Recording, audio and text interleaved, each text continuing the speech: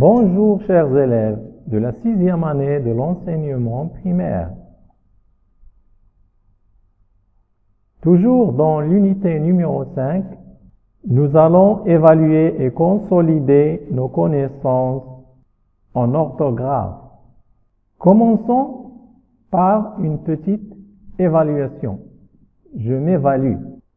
Tu peux suivre sur ton livre à la page 181. Première question. Je mets correctement les accents à leur place. Voici des phrases. Il y a des mots ici qui ont des accents, mais ils ne sont pas écrits. C'est à toi de les mettre. Première phrase. Je lis la première phrase. Protège ta tête si tu as un vélo. Alors, où est-ce qu'on met l'accent ici? Quels sont les mots qui ont des accents? Protège, j'entends et. Donc, le mot protéger, avec accent grave, lorsqu'il est conjugué à l'impératif présent. Protège. Ta tête. La tête, avec un accent circonflexe. Si tu as un vélo, vélo avec un accent aigu. La nuit, il faut faire très attention aux véhicules sans éclairage. Où est-ce qu'on met l'accent? Très. Véhicule. Éclairage. Donc, tous ces mots prennent des accents.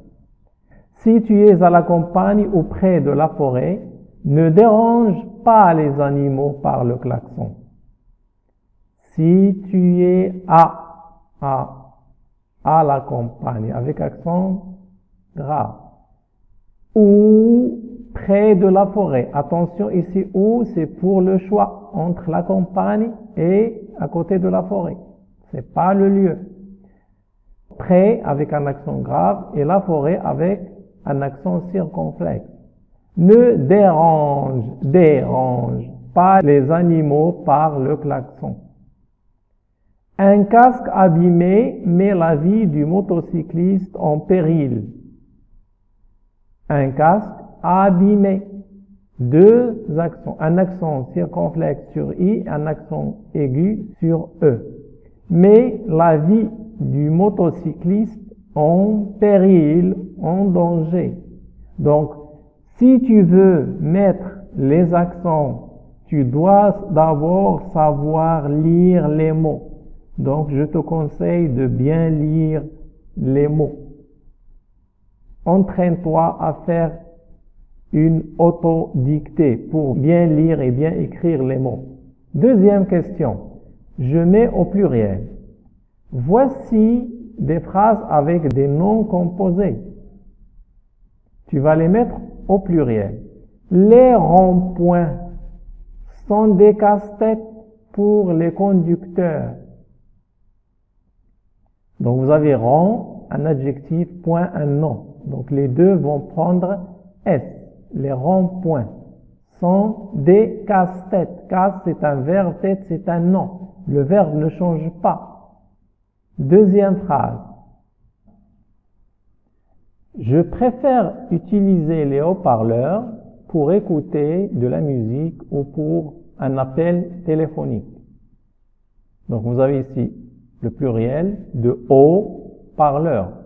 Donc, haut ici, c'est un mot invariable et parleur, c'est un adjectif. Donc, on met S pour parleur, les haut-parleurs, pour écouter de la musique ou pour un appel téléphonique. Les postes radio de ces véhicules sont de bonne qualité.